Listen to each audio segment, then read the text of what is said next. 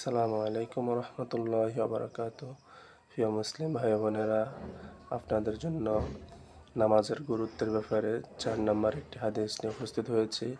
এই হাদিস হযরত উবাদা ইবনে সামিত রাদিয়াল্লাহু তাআলা আনহু বর্ণনা করেছেন।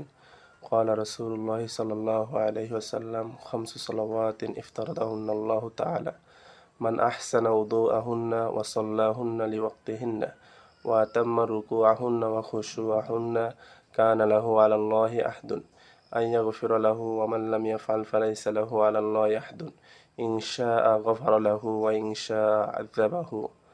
হযরত উবাদা ইবনে সামিত রাদিয়াল্লাহু তাআলা হতে বর্ণিত, তিনি বলেন, রাসূলুল্লাহ সাল্লাল্লাহু আলাইহি ওয়াসাল্লাম ইরশাদ করেছেন, যে ব্যক্তি 5 ওয়াক্ত নামাজ আল্লাহ তাআলা ফরজ করেছেন, যে ব্যক্তি সেগুলোর ওযু ভালোভাবে করবে এবং যথাসময়ে পড়বে আর রুকু সেজদা পূর্ণভাবে আদায় করে, তার জন্য আল্লাহ তাআলার প্রতিশ্রুতি রয়েছে যে তিনি তাকে ক্ষমা করে দিবেন।